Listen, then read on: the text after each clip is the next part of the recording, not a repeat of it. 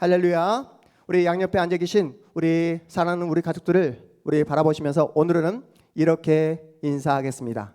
당신은 하나님이 저에게 보내주신 가장 귀한 선물입니다 라고 인사하겠습니다. 당신은 하나님이 저에게 보내주신 가장 귀한 선물입니다. 우리 유명 권사님이 우리 마주보고요 우리 박두순 우리 집사님에게 당신은 하나님이 저에게 보내주신 가장 귀한 선물입니다 라고 하니까 우리 박두순 집사님이 하신 말씀이 당연하지 당연하지 그래도 알고 있네 그래도 알고 있네 라고 하신 것 같습니다. 여러분 우리 동탄 한마음교회 가치, 비전, 목표가 무엇인지 아십니까? 우리 동탄 한마음교회 가치, 비전, 목표를 여러분 알고 계시죠? 제가 이 강단을 통해서 계속해서 강조하는 내용이 있습니다. 반복하는 단어가 있어요. 그리고 이미 주기도문 말씀을 통해 우리가 함께 배우지 않았습니까? 우리는 주님이 가르쳐 주신 주기도가 우리의 비전이어야 되고 우리의 목표로 삼아야 되며 우리가 지향해야 될 방향이라고 이미 말씀드렸습니다. 사실 우리 교회의 비전과 목표는 한마디로 무엇입니까? 하나님의 나라를 세우는 것입니다. 하나님의 나라를 이곳에 세우는 것이 바로 우리 한마음교회의 비전이고 목표이고 우리가 끝까지 추구해야 될 방향입니다. 하나님의 뜻이 누구를 통해? 나를 통해 드러나기를 바라고 원하는 거예요. 하나님이 이곳에 이 지역 가운데 우리 동탄 한마음교회를 세우신 이유가 뭐라고요? 하나님 나라 세우라고요. 그렇다면 하나님의 나라는 어떻게 세워갈 수 있겠습니까? 누가 세울 수 있겠습니까? 우리 첫 번째 화면 볼까요? 첫 번째 화면. 하나님의 나라는 누가요? 그리스도 안에 있는 내가, 복음으로 변화된 내가 하나님의 나라를 세울 수 있습니다. 그리스도 안에 있을 때만이 바로 내 자신과 회복할 수 있어요. 그리스도 안에 있을 때만 하나님과 우리가 교제하고 동행할 수 있습니다. 그리스도 안에 있을 때만 여러분이 공동체 안에서 여러분의 역할을 감당할 수 있습니다. 여러분이 그리스도 안에 있을 때만 세상에 나가서 빛과 소금의 역할을 감당할 수 있다는 사실이에요. 이 아까 보았던 이 표는 제가 여러분과 함께 이미 설교를 통해서 여러 번 강조했고 또 양육 시간에 이미 여러분과 나눴던 이야기입니다. 여러분 복음이 무엇입니까? 복음은 굿뉴스, 좋은 소식입니다. 나를 위해 십자가 지신 예수께서 내 인생 앞으로 내 운명을 끝까지 책임져 주신다. 복음입니다. 우리가 함께 배웠잖아요. 교회는 건물이 아닙니다. 교회는 장소가 아니에요. 교회는 예수의 영, 예수의 그 마음을 품고 있는 여러분 한 사람 한 사람이 바로 교회입니다.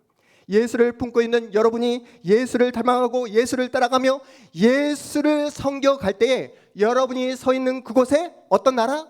하나님의 나라가 세워지게 됩니다. 하나님의 나라가 임하게 되면 섭섭마귀가 역사할 수 있을까요? 하나님의 나라가 세워지는데 미움 그리고 오해가 발생할 수 있겠습니까? 전혀 그럴 수 없겠죠. 하지만 우리는 연약한 인간입니다. 그래서 관계를 맺다 보면 오해할 수도 있고 서운한 마음이 생겨날 수도 있습니다. 여러분 솔직하게 이 앞에서 이 강단에서 설교를 하는 김효소 목사 리스펙 하십니까? 우리 새승이만 리스펙하는데 우리 새승이는 분명히 앞으로 천국 가게 될 거예요. 네, 여러분 앞에서 설교하는 김효소 목사 항상 존경하고 사랑하십니까? 아니잖아요. 저를 위해서 정말로 목숨 걸고 기도하시는 제 어머니 김순자 권사님마저도 저에게 삐졌다고 어느 날에는 전화까지 받지 않더라고요. 오늘 우리가 함께 읽은 사도행전 2장은 초대교회 모습이 어떠했는지를 우리에게 소개하고 있습니다. 그들은 하나님이 원하시는 진실한 공동체가 무언가를, 어떤 모습인가를 우리에게 생생하게 보여주고 있습니다. 그들은 철저하게 사도의 가르침을 받았어요. 사도의 가르침을 따라 서로 교제하고 떡을 떼며 기도하기를 힘썼던 공동체였습니다. 한 성도도 빠짐없이 하나님의 말씀을 배웠어요.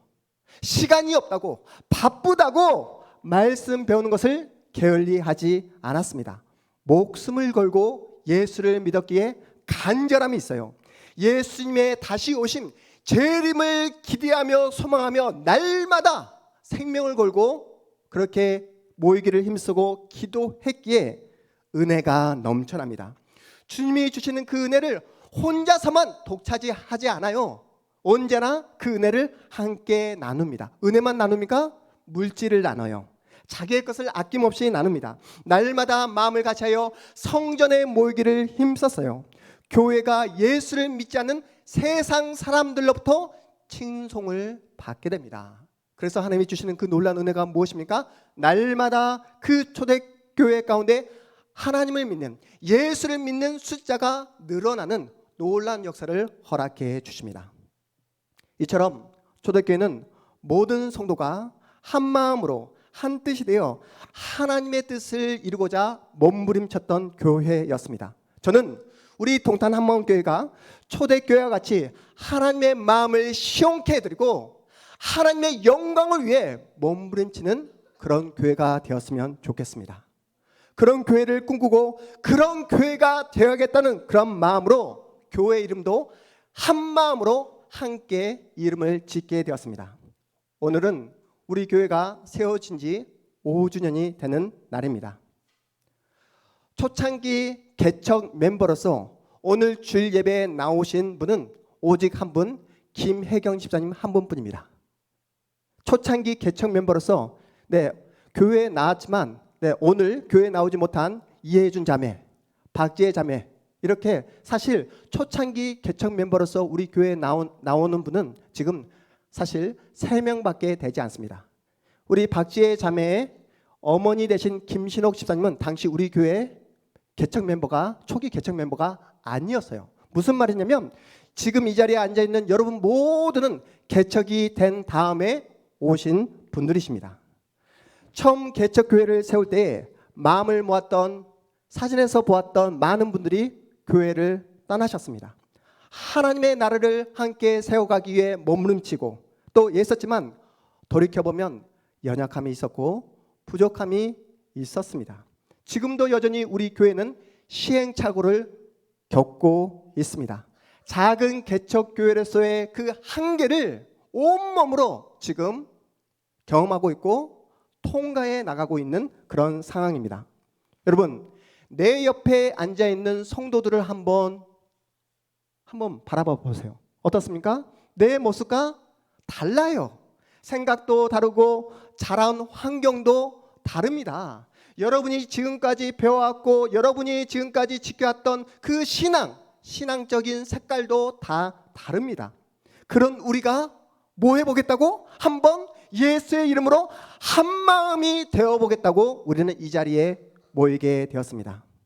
저와 함께 양육훈련을 받으신 우리 집사님들은 유일하게 암송하고 있는 시 한 편이 있을 거예요. 그렇죠? 기억나십니까? 우리 가람사님, 저랑 양육훈련을 받으면서 유일하게, 조미선 집사님 기억나시죠? 유일하게 기억하고 있는, 너무나 짧은 시이기에 절대로 잊을 수 없다라고 말씀드렸잖아요. 우리 한번 그 시를 리마인드 하면서 그 시를 보도록 하겠습니다. 한번 두 번째 한번 볼까요? 정현종 시인이 쓴 섬이라는 시입니다. 함께 큰 목소리로 읽어보겠습니다. 시작. 사람들 사이에 섬이 있다. 그 섬에 가고 싶다. 이것이 바로 시 한 편입니다. 여러분, 사람과 사람 사이에 뭐가 있다고요? 섬이 있다고요. 각자 가지고 있는 그 누구에게도 밝힐 수 없고 드러낼 수 없는 자기만의 섬, 경계, 고독, 외로움을 다 모든 사람들은 가지고 살아갑니다. 그 경계선을, 그 고독과 외로움을 무엇을 가지고? 예수의 사랑을 가지고 예수님의 그 은혜를 가지고 한번 같이 그 성과 섬을 이어보자 라고 말씀드렸던 것을 기억하실 것입니다. 서로에게 소망이 되어주고 서로에게 선물이 되어주며 서로 함께 울고 웃을 수 있는 그러한 진정한 진실한 공동체를 함께 세워가보자 라고 말씀드렸습니다. 저는 하나님의 말씀을 여러분에게 선포하는 그 직을 맡고 있는 목사입니다. 세상과 타협하지 않고 여러분의 눈치를 보지 않고 하나님의 생명의 말씀을 가감없이 전해야 되는 목사입니다. 왜요? 세상과 타협하고 세상의 눈치를 보면서 하나님의 말씀을 증거하다 보면 여러분의 영혼이 망가질 수밖에 없기 때문에 그렇습니다. 천국과 지옥 사이에 이 갈림길에 서 있는 여러분을 어찌하든지 하나님의 품으로 천국으로 인도하는 것이 제 역할이며 제 사명입니다. 우리 교회에 나오신 우리 성도님 가운데 저에게 이렇게 고백하신 그런 성도님이 계셨습니다. 목사님, 저는 예전 교회에서 신앙생활을 하는데 그 목사님의 설교와 목양을 받으면서 하나님의 은혜를 누리지 못했습니다. 마치 영적인 고아처럼 느껴지게 되었어요. 이러다가 제가 그 목사님의 인도함을 받아 목양을 받아 천국에 갈 수 있을까라는 심각한 고민까지 하게 되었습니다. 그런데 동탄 한마음교회에 와서 진정한 복음을 듣게 되었고 살아계신 하나님의 말씀을 강단을 통해 제가 듣게 되었습니다. 제 마음이, 제 영적인 신앙이 회복되게 되었고 그래서 저는 우리 동탄 한마음교회가 너무나 좋습니다. 제가 회사에 열심히 다니는 이유 중에 하나가 우리 교회를 위해서 헌금을 더 많이 하고 싶어서 열심으로 회사를 다니고 있습니다 라고 그렇게 고백하셨던 성도님이 계셨습니다. 그리고 또 어떤 성도님은 목사님, 저는 우리 교회가 너무 좋아요. 찬송하는 것도 너무 좋고 함께 예배드리는 것이 너무나 은혜스럽습니다. 저는 우리 동탄 한마음교회가 정말 좋아요 라고 우리 맨 앞에서 웃고 계시는 최가람 사님이 그렇게 말씀해 주셨습니다. 여러분, 이러한 고백을 들을 때마다 제 마음이 얼마나 흡족하고 얼마나 기쁜지 모릅니다. 여러분 한 분 한 분이 예수의 이름으로 말씀을 통해서 회복되어주고 참된 예배자로 세워져가는 그 모습을 볼 때 제가 얼마나 감사하고 기쁜지 모릅니다. 여러분 목사란 돈이 많아지면 기뻐하는 것이 아니라 목사는 무엇을 먹고 사는 존재입니까? 의미를 먹고 살아가는 존재이기 때문에 그렇습니다. 여러분 한 분 한 분이 정말로 주님을 사랑했으면 좋겠습니다. 여러분 한 분 한 분이 예수를 사랑하는 참된 예배자로 세워져 갔으면 좋겠습니다. 그래서 여러분이 언제까지 저와 함께 이곳에서 신앙생활을 하실지 모르겠지만 이번에 우리 유미영 권사님 댁을 제가 신방하게 되었는데 우리 권사님이 저에게 말씀하시기를 이곳에서 뼈를 묻을 때까지 이곳에서 함께 하시겠다고 하는데 여러분 기도해 주십시오. 제가 우리 권사님 뼈를 묻을 수 있도록. 네.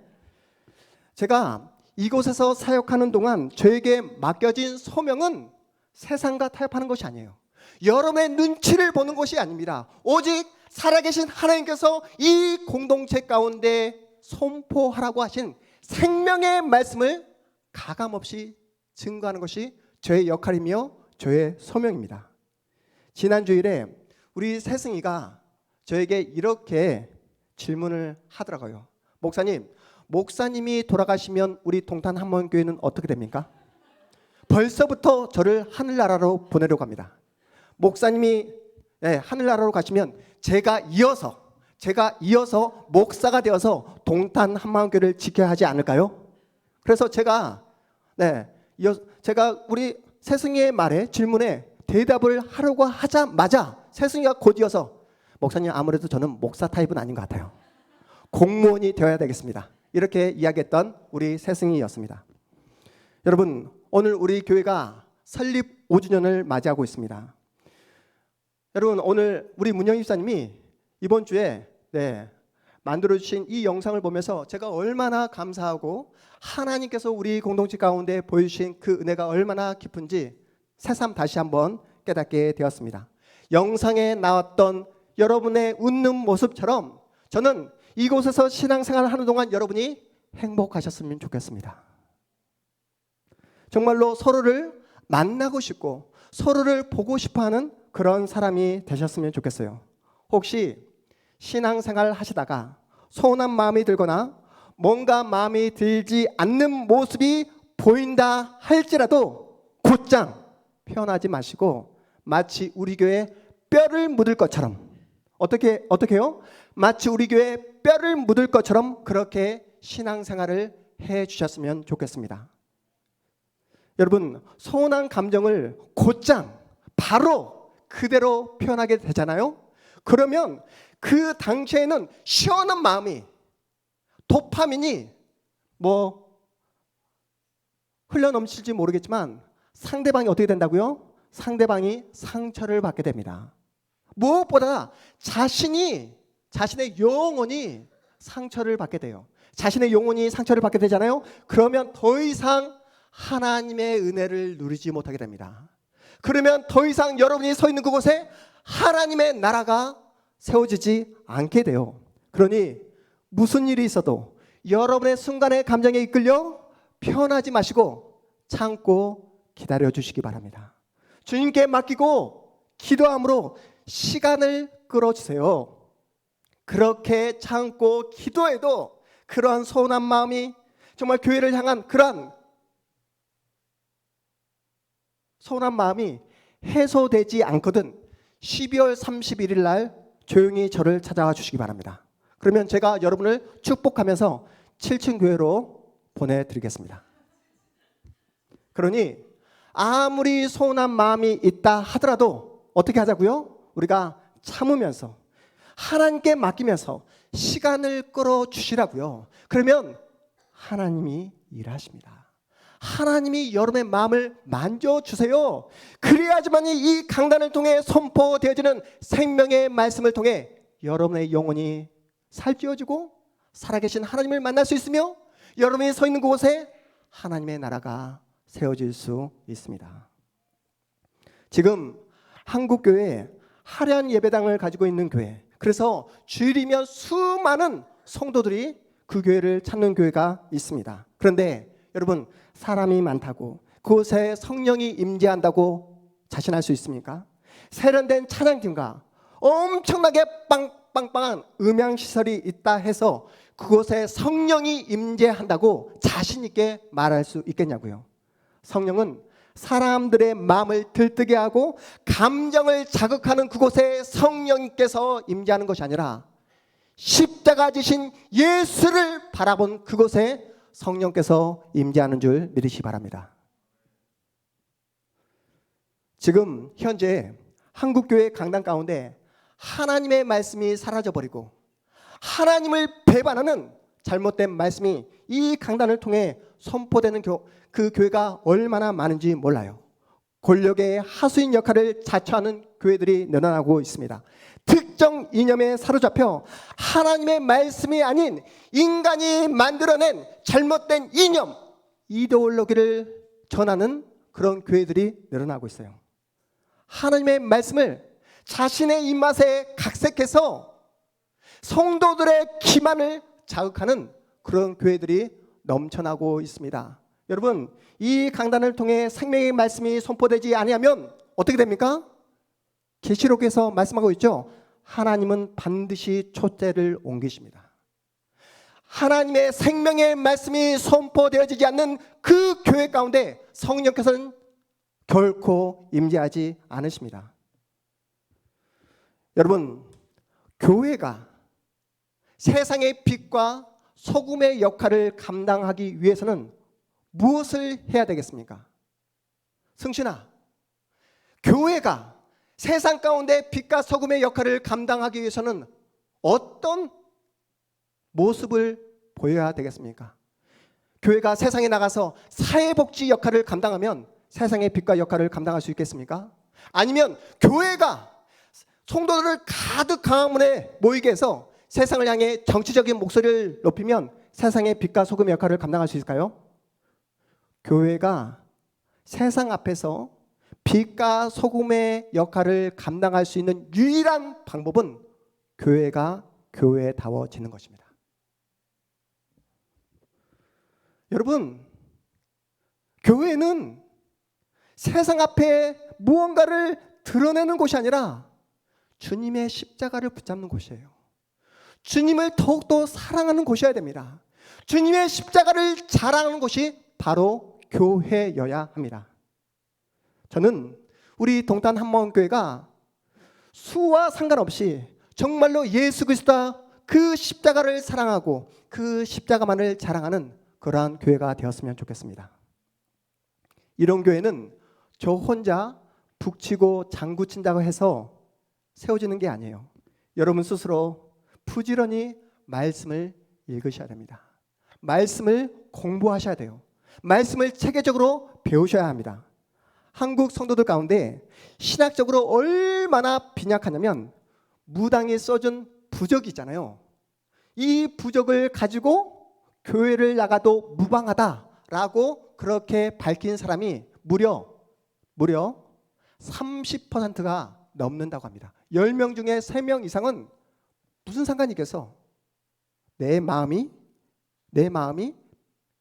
평안해지는 것이 중요한 것이지 이렇게 생각하며 교회를 다니는 분이 계시다고 해요. 성경이 말하는 그 말씀에 기초한 신앙이 아니라 내가 복음 아시죠? 내가 말씀의 중심이 되고 내 느낌, 내 생각이 중심이 되어서 하나님의 말씀을 자기의 입맛에 맞게끔 다 난도질을 해버리는 거예요.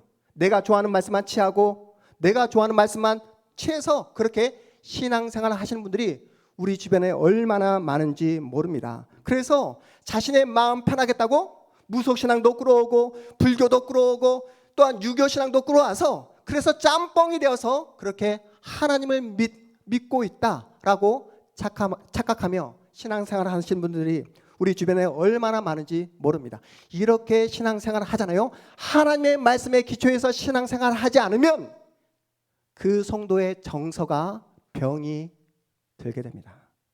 내가 복음에 사로잡히게 되면 절대로 하나님이 원하시는 진실한 공동체를 세울 수 없게 돼요. 여러분이 진정 내가 복음이 아니라 하나님이 주신 생명의 복음에 의해서 변화된 하나님의 사람이 맞습니까? 그리스도 안에 있으면 시간이 지나면 지날수록 벌매가 됩니다. 벌매가 무엇이죠? 볼수록 매력적인 사람, 만나고 싶은 사람, 헤어지면 생각나는 사람이 되는 거예요. 우리 양옆에 앉아 계시는 우리 성도님을 바라보면서 이렇게 질문해 볼까요? 당신은 볼매가 맞습니까? 이렇게 질문해 보도록 하겠습니다. 당신은 볼매가 맞습니까?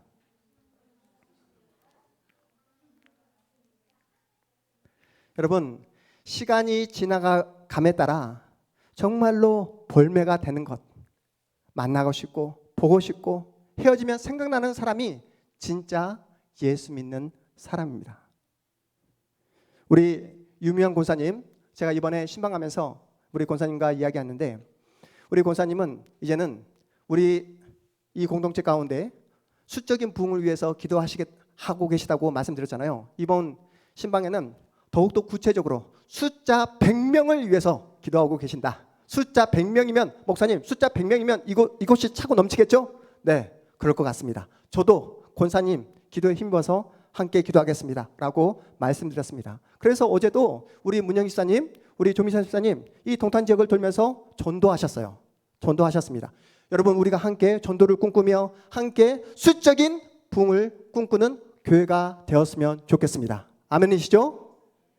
그런데 제가 권사님께 이어서 이렇게 말씀드렸어요. 수적인 부흥도 너무나 중요하지만 우리 교회는 더욱더 뭐하는 사람? 매력적이고 따뜻하고 더 많이 서로에게 넉넉해질 수 있는 어떤 사람이 필요하다고 말씀드렸습니까? 어른이 필요하다고 제가 말씀드렸습니다.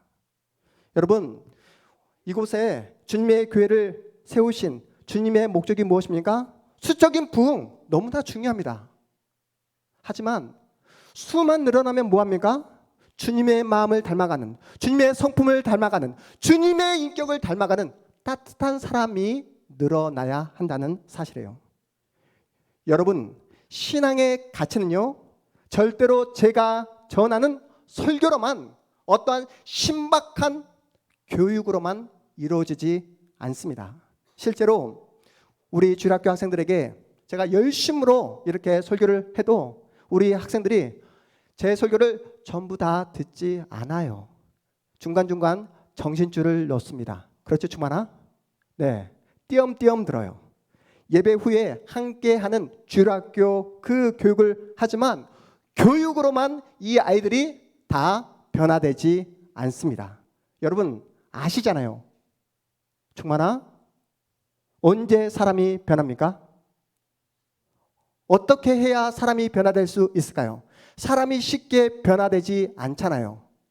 설교를 통해서, 교육을 통해서 사람이 변화됩니까? 우리 충만이가 고개를 흔듭니다. 지금까지 목사님의 설교를 들었지만 제가 변화되지 않았습니다. 어떻게 해야 사람이 변화될 수 있겠습니까? 여러분의 고래 심줄보다 더 질긴 여러분의 고집이 어떻게 해야 마시멜로처럼 말랑말랑해질 수 있을까요?